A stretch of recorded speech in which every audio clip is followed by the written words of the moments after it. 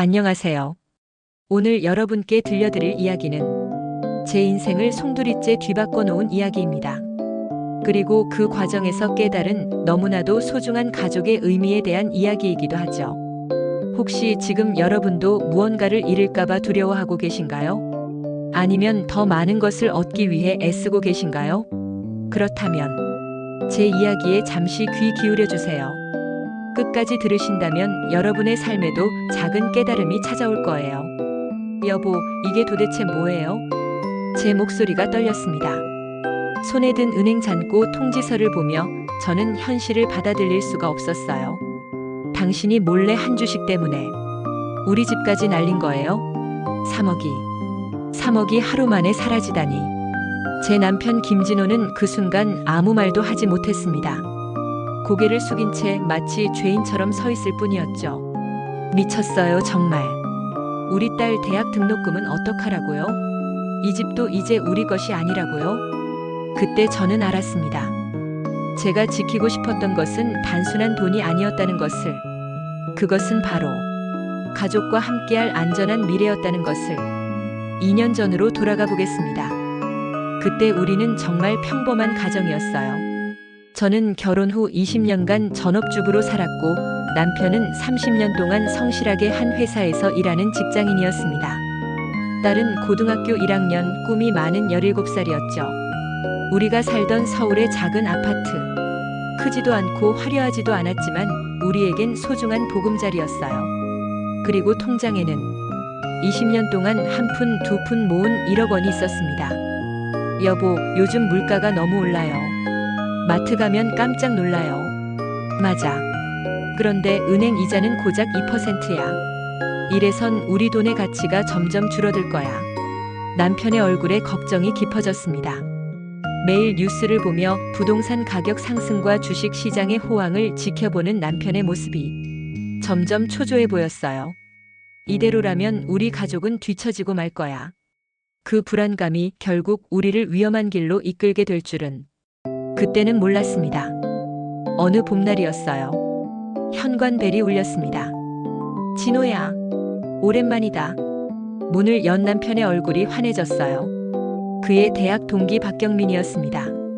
하지만 제가 기억하던 그의 모습과는 너무 달랐어요. 번쩍이는 BMW에서 내린 그는 명품 정장을 입고 있었고 값비싼 시계가 손목에서 빛났습니다. 마치 다른 세상 사람처럼 보였죠.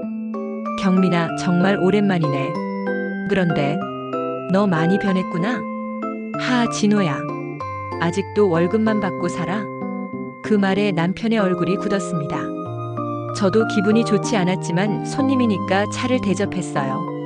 요즘 시대에 월급으로만 살면 안 돼. 돈이 돈을 벌어야 하는 시대라고. 경민은 자신의 성공담을 늘어놓기 시작했습니다. 작년에 주식으로 5억을 벌었다는 이야기, 올해는 10억을 목표로 한다는 이야기. 조금만 용기 내면 누구나 할 수 있어. 은행에만 두면 물가도 못 따라가. 지금이 기회야, 진호야. 남편의 눈빛이 변하는 것을 저는 느꼈습니다. 그 순간부터 우리의 평범하지만 안전했던 일상에 균열이 생기기 시작했어요. 여보, 한번 해보면 어떨까? 저녁 식사 후 남편이 조심스럽게 말을 꺼냈습니다. 뭘요? 주식 말이야. 경민이 말이 맞는 것 같아. 이대로 가면 우리만 뒤처질 거야. 안 돼요. 우리는 지금도 충분해요. 위험한 일은 하지 말아요. 하지만 남편의 마음은 이미 기울어져 있었어요. 걱정하지 마. 아주 소액으로만 시작할게. 100만 원 정도만. 결국 저는 남편의 간곡한 설득에 넘어갔습니다. 100만 원 정도면 설령 잃더라도 큰 문제는 없을 것 같았거든요. 첫날 3만 원의 수익이 났습니다. 오빠, 벌써 3만 원이야. 남편의 얼굴에 환한 미소가 떠올랐어요. 마치 아이가 새 장난감을 받은 것처럼 기뻐했습니다. 일주일 후 수익은 15만 원이 되었어요. 이거 생각보다 쉽네. 경민이 말이 맞았어. 그 달콤한 성공의 맛에 남편은 점점 빠져들기 시작했습니다. 여보, 조금 더 투자해볼까? 얼마나요? 200만 원 정도. 처음엔 200만 원이었습니다. 그 다음엔 500만 원, 그리고 1천만 원. 지금 안 하면 후회할 거야. 기회는 지금뿐이야. 매일 밤 남편은 휴대폰을 붙들고 주식 차트를 보았습니다. 저와 딸과의 대화 시간은 점점 줄어들었고 남편의 관심은 오로지 숫자로만 향했어요. 아빠, 오늘 학교에서 이런 일이 있었어요. 응? 아, 그래. 잠깐 이 주식 좀 봐야겠어. 딸의 얼굴이 점점 어두워졌습니다. 저 역시 남편과의 대화가 주식 이야기뿐이라는 것을 깨달았어요. 하지만 그때까지도 수익은 계속 늘어나고 있었습니다. 1천만 원이 1,200만 원이 되고 다시 1,500만 원이 되었어요. 봐, 내가 맞잖아. 우리도 이제 여유가 생겼어. 남편의 자신감은 하늘을 찔렀습니다. 그리고 그 자만심이 우리를 더 큰 위험으로 이끌었어요. 여보, 큰 기회가 왔어. 어느 날 밤 남편이 흥분한 목소리로 말했습니다. 어건설사 주식이 곧 대박 날 거야. 경민이가 내부 정보를 알려줬어. 내부 정보요? 그런 건 위험하지 않나요? 아니야, 합법적인 거야. 그냥 미리 알게 된 정보일 뿐이야. 남편은 결국 아파트를 담보로 대출을 받았습니다. 거기에 고금리 대출까지 더해서 총 2억 원을 마련했어요. 정말 괜찮을까요? 걱정 마. 한 달만 기다려봐. 우리 인생이 바뀔 거야. 그리고 남편은 그 2억 원을 모두 어건설사 주식에 몰빵했습니다. 처음 한 달은 정말 환상적이었어요. 여보, 봐봐. 4억이 됐어. 계좌 잔고를 보며 남편이 소리쳤습니다. 저도 믿을 수 없었어요. 일주일 후엔 5억이 되었습니다. 이대로라면 10억도 20억도 가능해. 남편의 눈에는 욕심이 가득했어요. 그리고 저 역시 그 달콤한 숫자에 조금씩 마음이 흔들리고 있었습니다. 여보, 이제 그만 그쳐요. 충분히 벌었잖아요. 아직 아니야. 조금 더 기다려봐. 더 큰 수익을 낼 수 있어. 하지만 남편은 멈추지 않았습니다. 오히려 더 많은 돈을 빌려서 투자하려 했어요. 미쳤어요? 이제 그만해요. 걱정하지 마. 내가 다 계획이 있어. 그때의 남편은 마치 다른 사람 같았어요. 가족보다 돈을 더 사랑하는 사람처럼 보였습니다.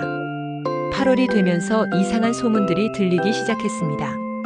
여보, 뉴스 봤어요? 어건설사에 대한 안 좋은 이야기가 나오고 있어요. 그런 건 신경 쓸 필요 없어. 언론이 항상 과장하는 거야. 그래도 조심해야 하지 않을까요? 아니야, 괜찮아. 곧 더 오를 거야.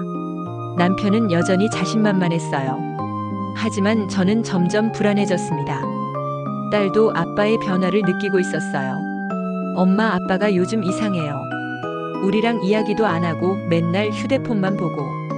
아빠는 지금 중요한 일을 하고 계시는 거야. 그래도 예전 아빠가 그리워요. 딸의 그 말이 제 마음에 칼날처럼 박혔습니다. 우리가 얻으려 했던 것이 무엇인지, 그리고 잃고 있는 것이 무엇인지 그때부터 조금씩 깨닫기 시작했어요. 9월의 어느 날이었습니다. 여보, 큰일 났어. 남편의 얼굴이 새하얗게 변해 있었어요. 왜 그래요? 어건설사가 부도 위기래. 그 순간 제 머릿속이 하얘졌습니다. 그럼 우리 돈은? 아직 괜찮을 거야. 회사가 회생할 수도 있어. 하지만 남편의 목소리는 떨리고 있었어요. 그리고 다음 날, 여보, 남편이 울고 있었습니다. 어른이 된 후 처음 보는 남편의 눈물이었어요. 다 없어졌어. 우리 돈이, 집도. 그 순간 제 다리에 힘이 풀렸습니다. 바닥에 주저앉으며 저도 눈물을 흘렸어요. 어떡해. 우리 딸은 어떡하라고. 20년간 모은 돈도 집도 딸의 미래도 모든 것이 하루 만에 사라졌습니다. 그날 밤 남편은 제게 그리고 딸에게 무릎을 꿇고 사과했습니다. 정말 미안해. 내가 가족을 위해 한다고 생각했는데 결국 우리가 지켜야 할 가장 소중한 것들을 놓치고 말았어. 남편의 눈물을 보며 저는 깨달았습니다.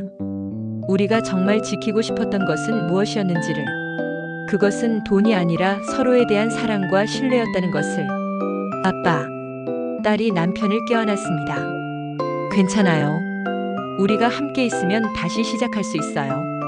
그 순간 저는 깨달았어요. 진짜 부자는 돈이 많은 사람이 아니라 사랑하는 사람들과 함께할 수 있는 사람이라는 것을.